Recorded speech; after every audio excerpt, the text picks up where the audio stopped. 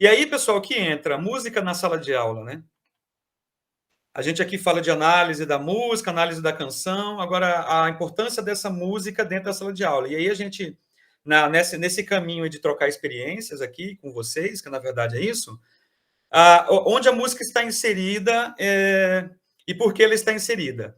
E, assim, eu vejo que a gente tem que levar a música para a sala e tem que trabalhar a música, principalmente porque a música ela é esse canal de comunicação, esse canal de expressividade de determinados componentes sociais. Então, a música foi muito fortalecida na década de 60 e na década de 70 por naquele momento, né, naquele exato momento, a gente ter um componente social impaciente e insatisfeito, canalizando, né, na música. A gente teve aqui no Brasil o tropicalismo, nos Estados Unidos a gente teve a cultura beatnik, a gente teve o rock and roll, teve os festivais lá, teve os festivais aqui. Festival é uma forma de aglutinar pessoas, de qualificar. O festival sempre foi uma coisa bacana. Então, o tropicalismo ele teve todas as suas divisões. O tropicalismo é muito amplo, né? Teve o tropicalismo da guitarra, o tropicalismo sem guitarra. Então, isso, levar para a sala de aula é muito importante isso. Levar isso para o aluno para que ele entenda esse movimento que foi muito forte, foi homogêneo, de certo modo, ali na década de 60, 64 para frente, né? A transição para o governo militar, aí o AI-5 em 67, 68, os atos institucionais 1, 2, 3, 4, quando chegou no 5, mais severo. E a partir da década de 70, a gente teve de 70 a 75, a época mais pesada, e aí que a música se intensificou. Eu acho legal ver essa relação entre por que a música se intensificou em qualidade e em força expressiva de um componente social, e eu não vou falar aqui politicamente, porque assim, mas politicamente também, ideologicamente também. Justamente por o que vários críticos vão chamar de tensão expressiva, ou uns chamam de tensão ideológica. A indústria cultural chama de heterogeneização, o Adorno, lá da indústria cultural. O Frederick Jameson vai chamar de anti-homogeneização. Então, assim, a grosso modo, é como se no tropicalismo a gente teve a diversidade, a identidade, o canal de expressão de alguns. Aqui não vou fazer juízo de valor, tá, pessoal? Sou só um professor. E aí a gente teve um canal de expressão muito forte. À medida que a música, à medida que a década de 60 e 70, à medida que o período democrático, entre aspas, né, que a gente não sei, ele foi em 84, 85, ele foi iniciando, a canção, porque o que é a canção? É a letra e a melodia. A gente nunca pode esquecer isso aqui no minicurso. Então, eu tenho uma letra, ou seja, eu tenho uma comunicação verbal discursiva, que lida com a parte discursiva. Eu tenho a melodia, que está dentro do cânone estético da música. Eu tenho duas dimensões para trabalhar. Por isso que trabalhar com a canção é muito complicado. A gente, quando for começar um trabalho de canção, a gente tem que definir os nossos termos. Bom dia, Cristiane. A gente tem que ser muito claro nisso. Eu vou começar como a canção. Eu tenho que deixar claro os meus termos e dizer, olha, eu tenho melodia, eu tenho letra. Eu encaro a letra assim, os recursos expressivos da letra. Né? E aí eu faço essa divisão aí bacana. Quando a gente pega a partir de 84, de 84 a 85, né, eu estou fazendo um viés histórico só para vocês entenderem do que eu vou falar para vocês. E aí vocês vão ter a opinião de vocês. Aqui não não é um fato universal e absoluto. É uma leitura que eu faço de ter vivido alguns momentos disso enquanto pessoa fruidora. E como me sentia hoje como crítico e como eu me sentia como pessoa nesse exato momento. E eu nunca me esqueço que a partir de 84, 85, a trilha sonora era o Milton Nascimento, a trilha sonora era Minas. A gente teve uma ancoragem e uma alavancagem, que a gente chama. O que é alavancagem na música? Pegando aí a teoria semiótica. A teoria semiótica, a sociologia da cultura, mas a sociologia da cultura. O que é alavancagem? Alavancagem é quando determinada produção cultural, determinada produção cultural, ela consegue, por algum mecanismo, ser levada a um que a gente vai chamar aqui do mass media, né? Ela sai de um plano específico, ela sai de um plano popular, ela sai de um plano local e a veinha dela entra na artéria, a veinha que ela tá entra, ela consegue sobreviver e ela é emulada não, desculpa, ela é alavancada para a artéria grande. Então aconteceu isso com a música mineira a partir de 84, 85. Clube da Esquina. Então a gente teve um reforço do Clube da Esquina na década de 80.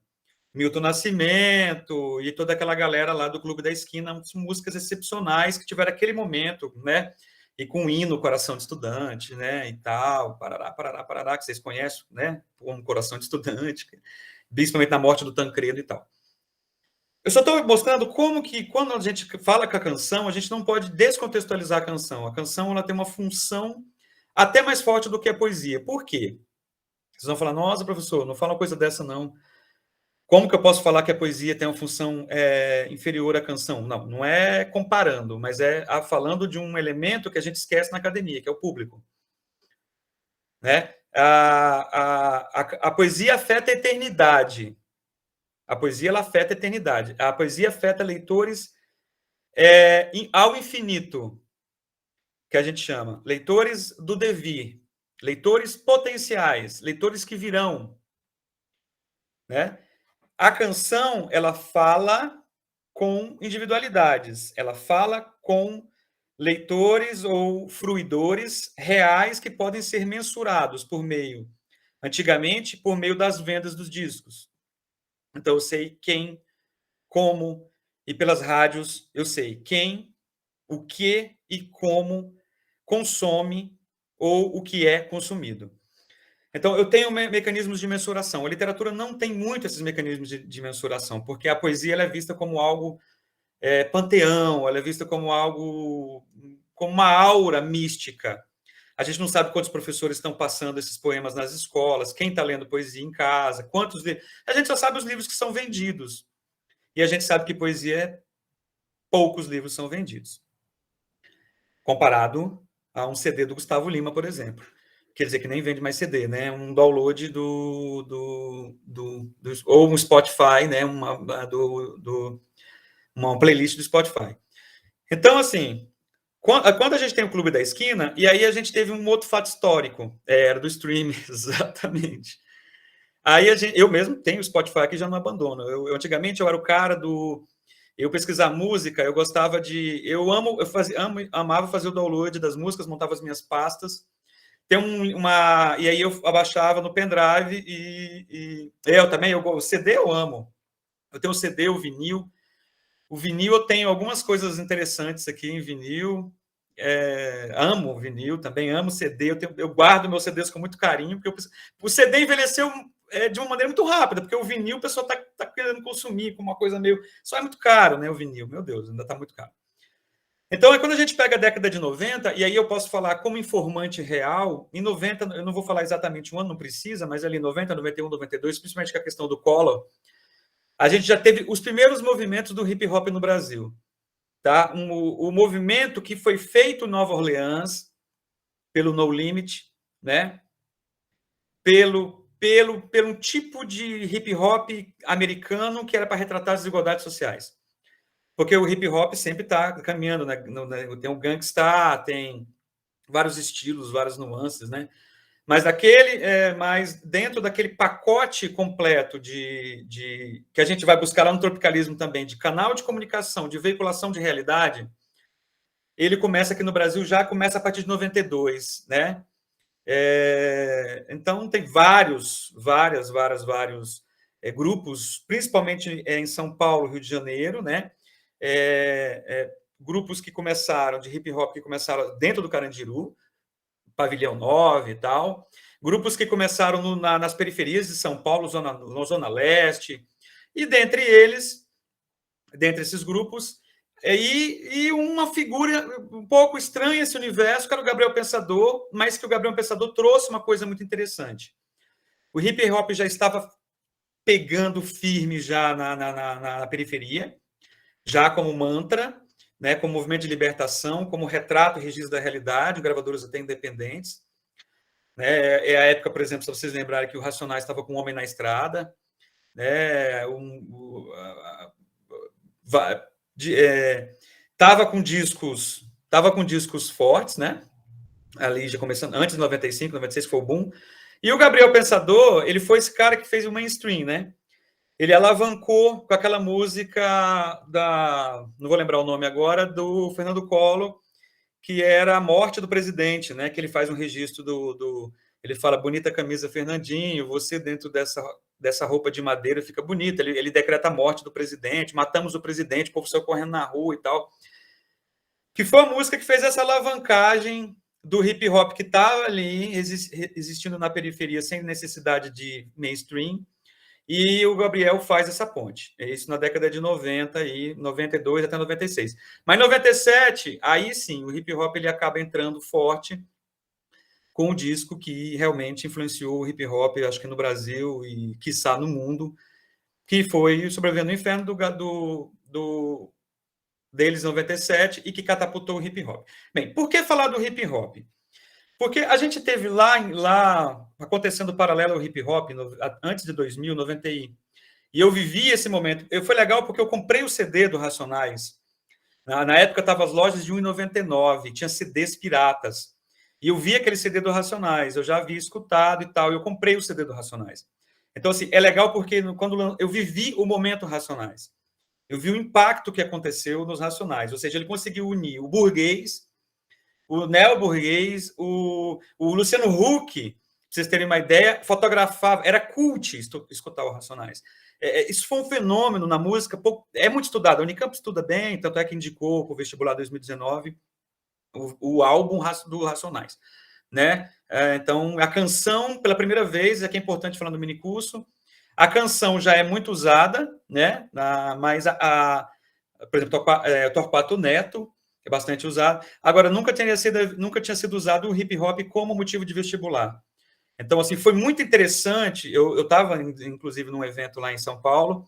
O Fiorin, não, não tem a gramática do Hernani Terra e José de Nicola, não sei se vocês já viram, tem o Hernani Terra e o José de Nicola.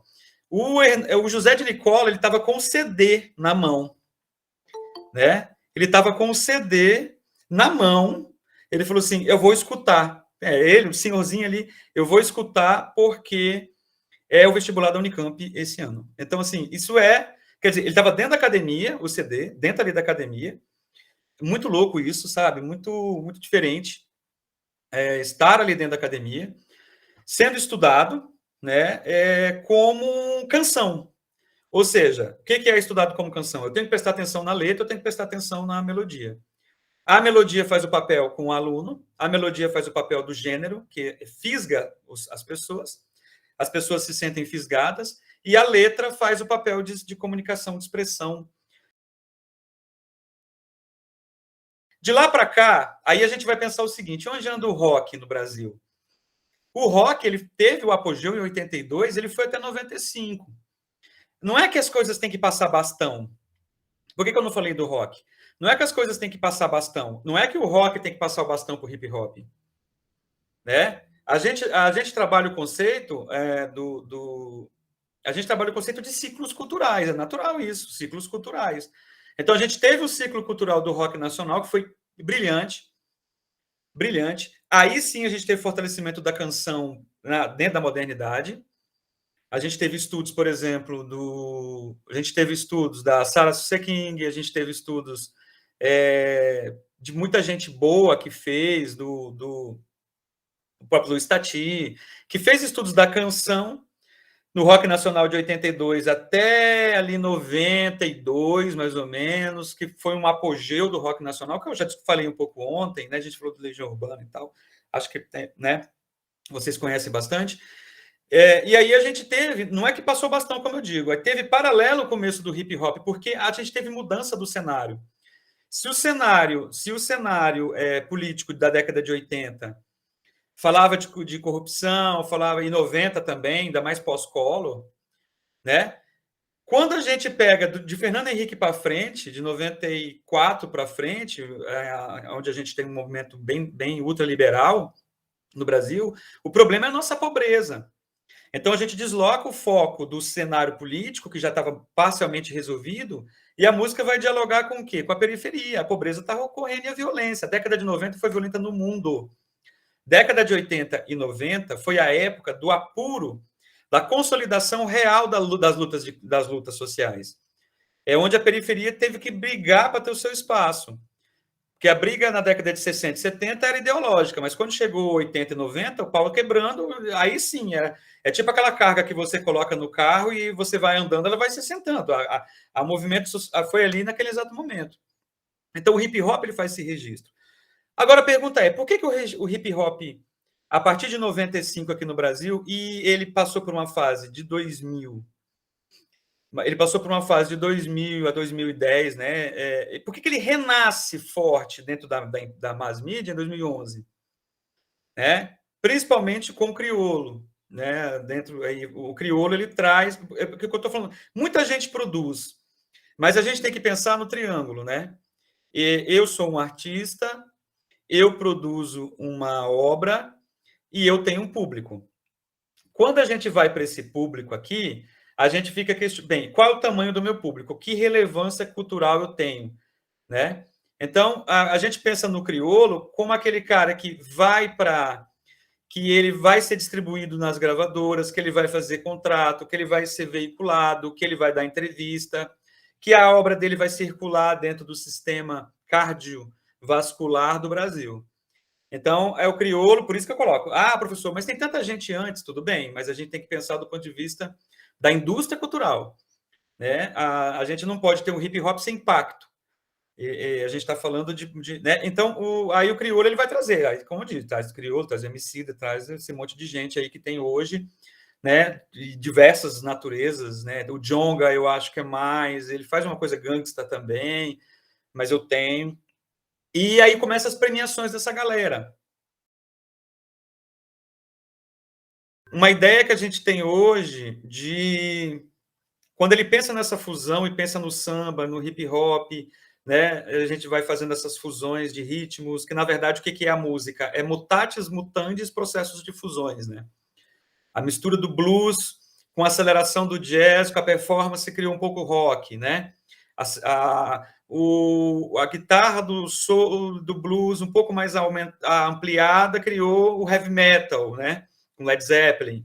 Então, tudo é pequenas fusões. O Bonce, que é aquele passo do hip hop com aquele tambor 808, né? Que era lá de Nova Orleans, que eu conhecia, mas não conhecia o documentário tão a fundo. Né? Reduzindo o beat, você cria o creel, né? O creel, né? Creel. Então, assim, a música ela é mutatis mutandis esse processo de fusão. Então, eu acho que o Emicida, a proposta dele, por isso que eu torço porque o documentário ganha, ela tem uma frente ampla, que a gente chama. A frente ampla é o quê? Ele ataca ou ele... Não é que ataca, ele pontua, para não falar atacar, né? Ele pontua duas frentes, principalmente essa frente integralista da fusão, né? E ele também, ele resgatando essas personalidades, por isso que eu acho um documentário muito importante, resgatando essas personalidades, ele vai de encontro, ele não vai ao encontro, ele vai de encontro a uma tendência que está ficando grande no Brasil. Uma tendência colonialista que está ficando muito grande, que está nos bastidores, com alguns teóricos que eu não vou citar, alguns teóricos que estão muito fortalecidos, teóricos de base supremacista, teóricos de base colonialista. Então, assim, alguns discursos perigosos, né? Então, eu vejo que a importância do documentário do Emicida, ele vai ser histórico, né? Já, né? Além da música, também acredito eu que